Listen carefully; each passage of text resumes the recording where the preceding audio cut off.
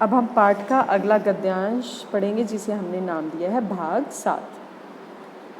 गांव कह रहा है शहर से, हाँ सच तो यह है कि लोगों को जीवन की आवश्यक वस्तुओं को सुलभ कराने में, सुलभ यानी आसानी से प्रदान करने में हम दोनों का योगदान रहता है। यानी गांव अब कह रहा है कि हमारा बराबर योगदान है हर चीज़ में।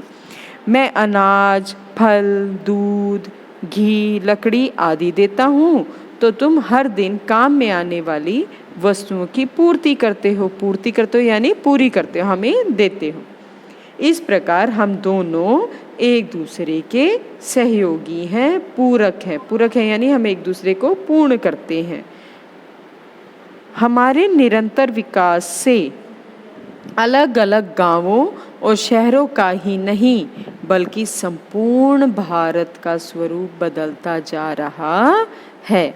अब देखो पूरे इस पैरा में, पूरे इस गद्यांश में गांव वाले में यह बताया गया है कि गांव कह रहा है कि जितना अधिक महत्व तुम्हारा है उतना ही अधिक महत्व कहीं ना कहीं मेरा भी है।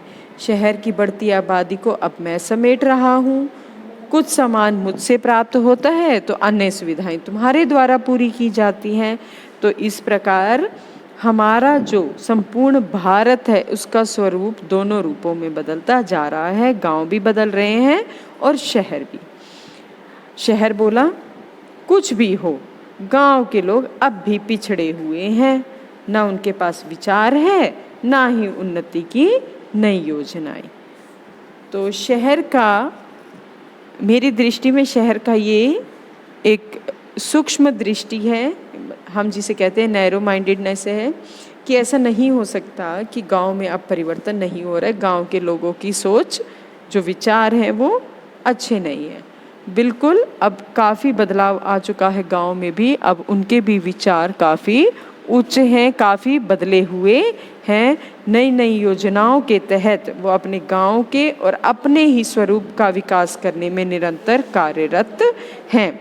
अब गांव बोला इसी बात पर, अरे भाई देश को, ध्यान से सुने ये पैराग्राफ बहुत ही महत्वपूर्ण है। अगले वीडियो में आपको इसके साथ ही निरंतरता बनी हुई नजर आएगी। कहता है गांव, अरे भाई देश को एक से बढ़कर एक कवि, लेखक, कलाकार, सामाजिक नेता, देशभक्त, समाज सेवक गांव ने ही दिए हैं।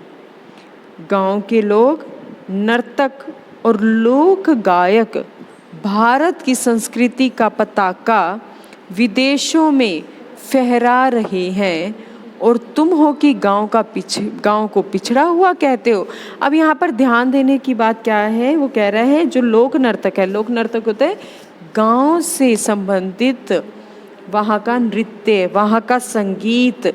आप देखेंगे शहरों का कोई अपना कल्चर नहीं होता, लेकिन गांव का अपना एक कल्चर होता है, उनका अपना एक संगीत होता है, अपने गीत होते हैं, अपने गाने होते हैं, अपना उनका एक नृत्य होता है जिसे हम कहते हैं, उनके अपना डांस होता है, तो अपनी बोली होती है। शहरों में मिश्रित रूप रहती है जनता, लेकिन गांव में उनकी अपनी खुद की बोली होती है, उनका अस्तित्व होता है। इसलिए हम भारत को गांव का देश कहते हैं, क्योंकि भारत की संस्कृति गांव से ही संबंधित है।